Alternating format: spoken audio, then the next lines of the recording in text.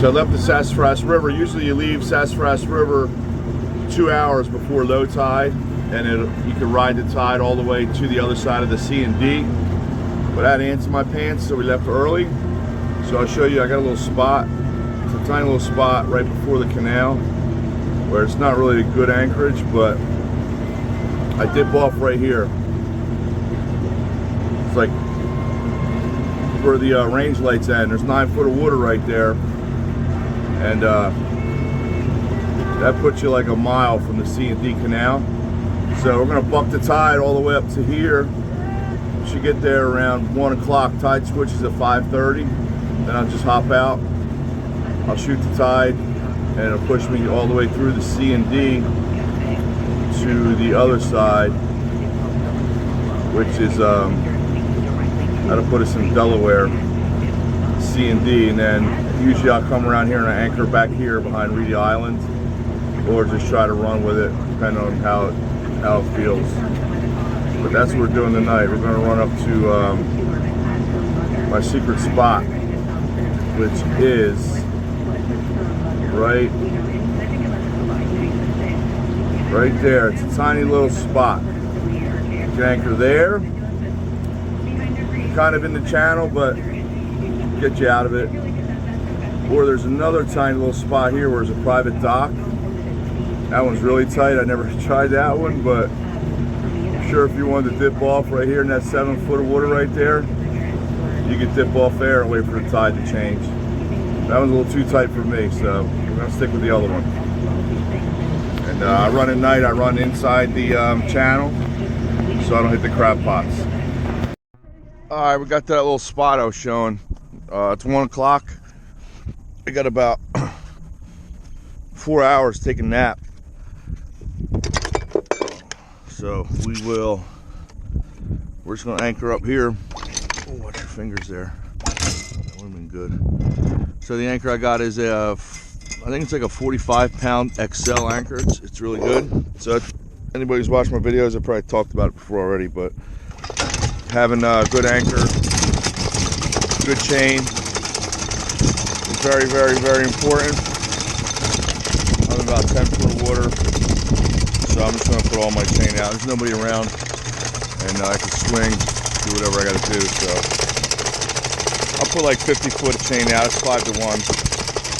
That's actually that's what you're supposed to have. So we will take a little nap here, and 5:30 we're going to get up and catch the tide to go through the C&D. You don't want to buck the tide going through the C&D Canal, especially with me being underpowered. So take this opportunity, take a break. I'll wake up in the morning, I get my porta boat in. I haven't checked the weather at all, so I'm not really sure what's going to be going on, but the Delaware Bay is known for being shitty and nasty, so I'm gonna get the porta boat up and do it the right way tomorrow.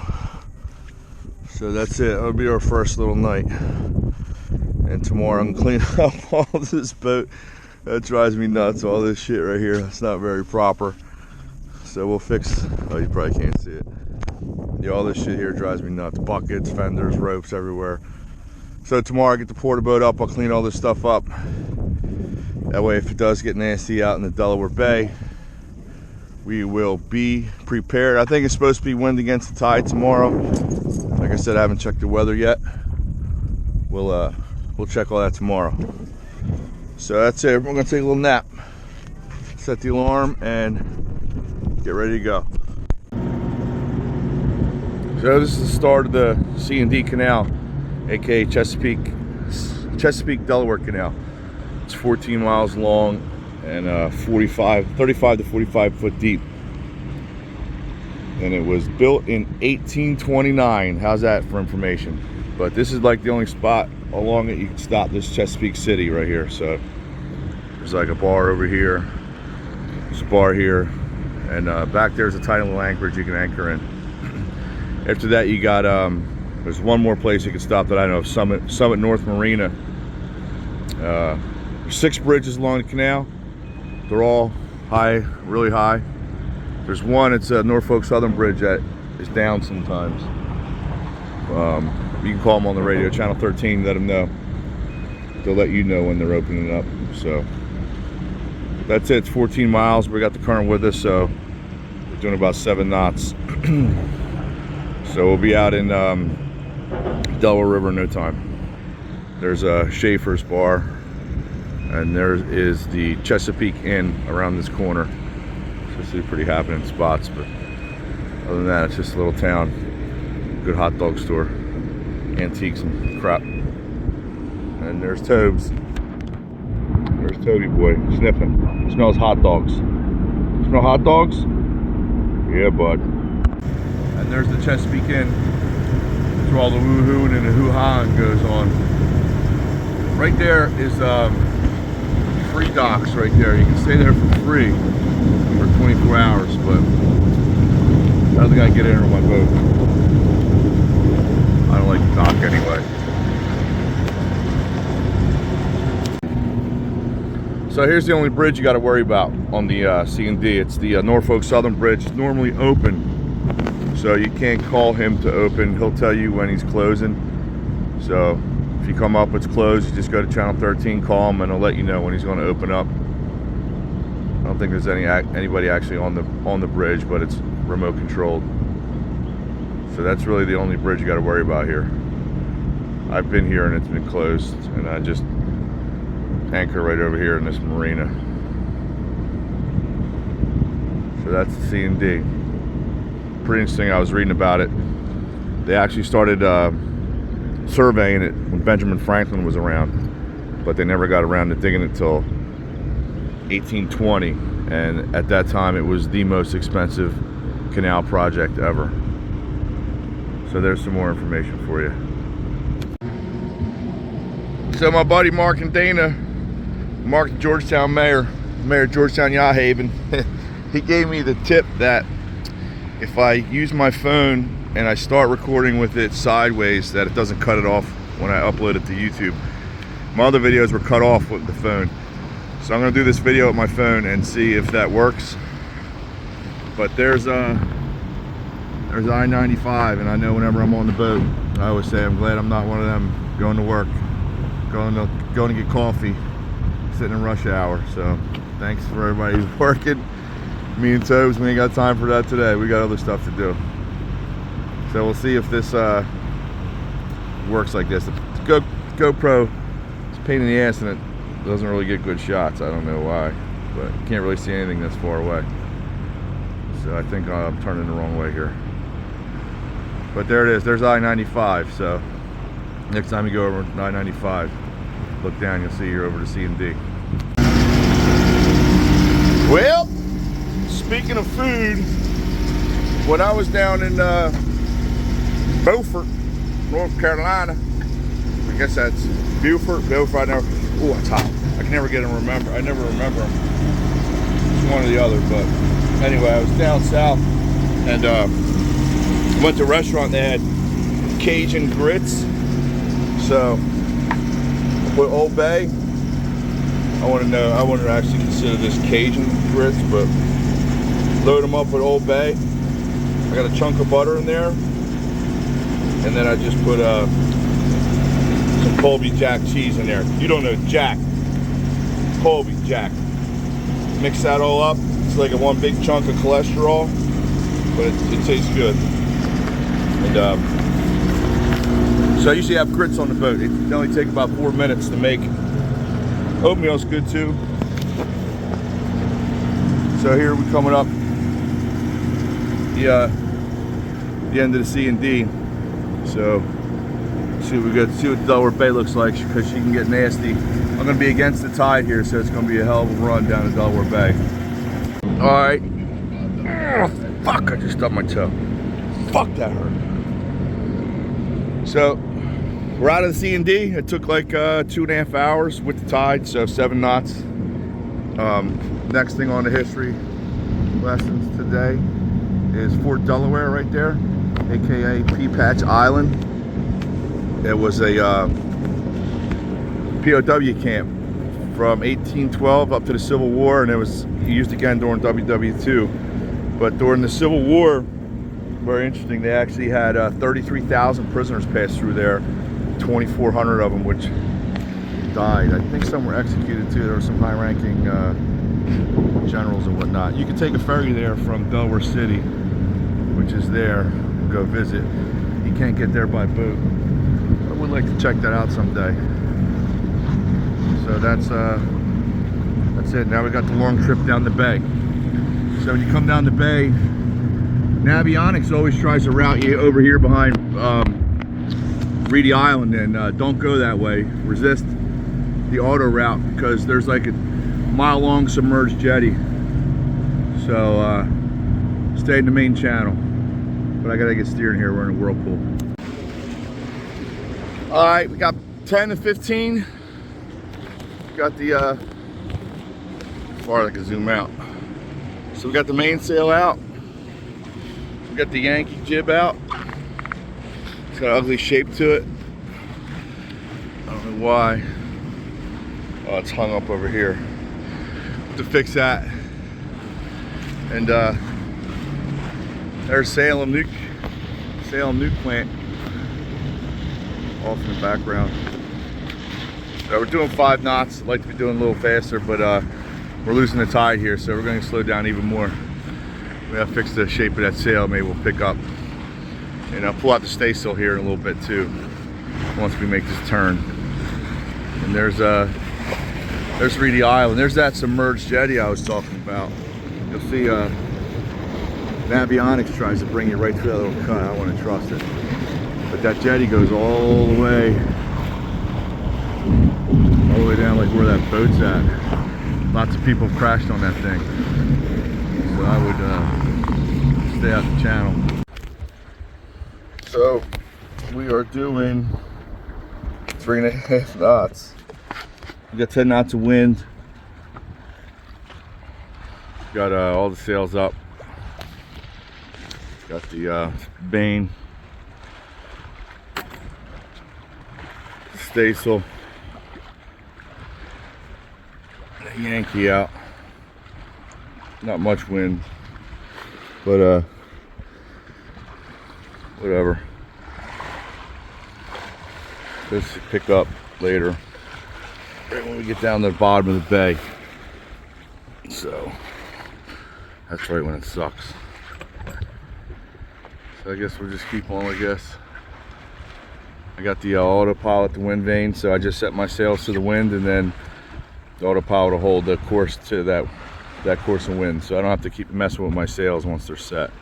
So it's like 3 o'clock, and would be a great day for a sail. I got 15 knots of wind dead on the nose, so I'm just going to motor because I want to get where I'm going. So a lot of times when you're sailing in the bays or wherever, and you're trying to get to where you're going, you know, if you're a real sailor, you'd be tacking up and down and driving up and down, but you're trying to get somewhere, you're motoring 90% of the time. So I got to sail for about maybe 15 minutes of the trip, and said screw it, put the motor on, trying to get into this Cape May Canal before it gets dark because it's all shoaled up. So it's been on a eventful trip, nothing to show. The stuff in box is dripping. I got one drip every 3 seconds, so my boat's constantly running. I'm just going to mess with it when I get to where I'm going. Try to take advantage of the side all I can. That's pretty much all we got going on. And that guy. What up, boy? What are you doing? Huh? What's that? What's that?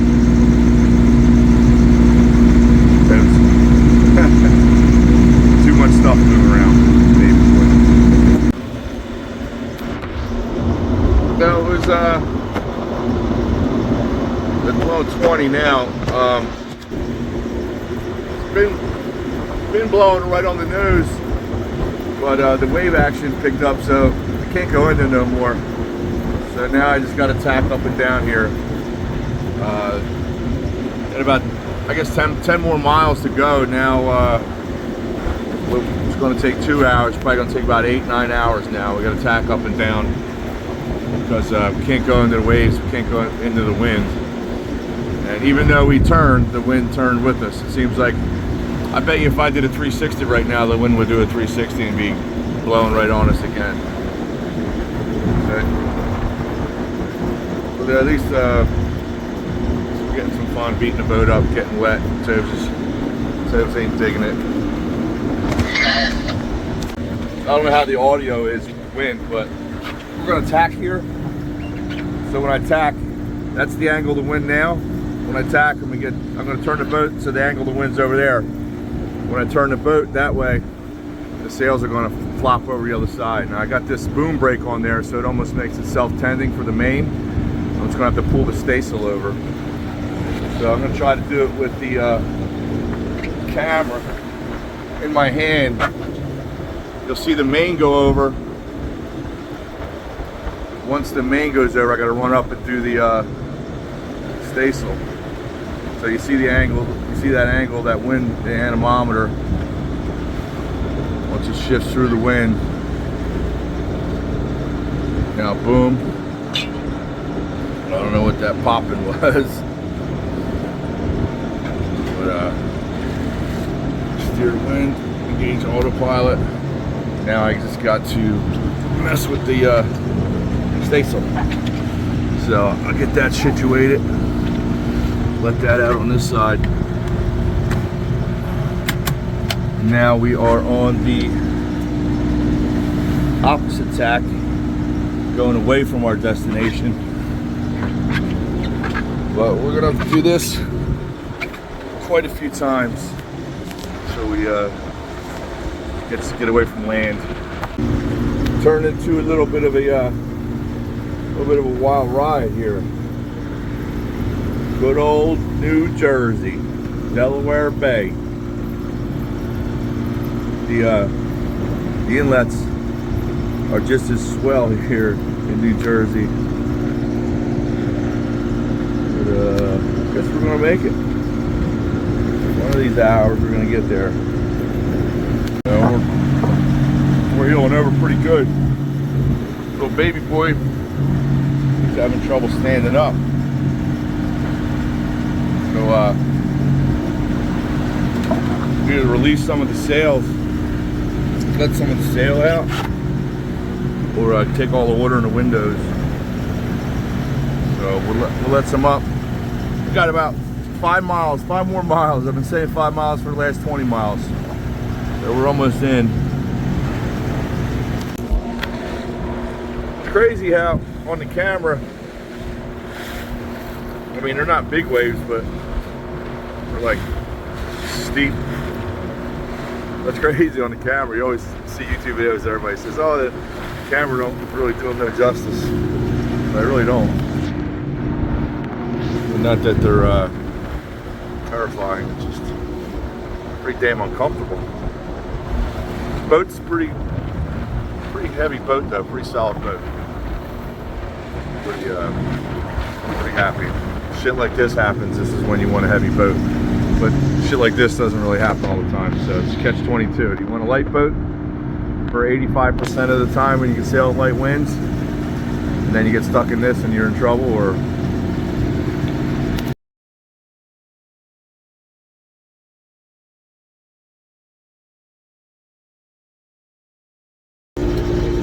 so I got 4.8 miles left. I had 7 miles at 1 o'clock. It's now 6 o'clock, and I have 4.8 miles. So I've been zigzagging up and down the bay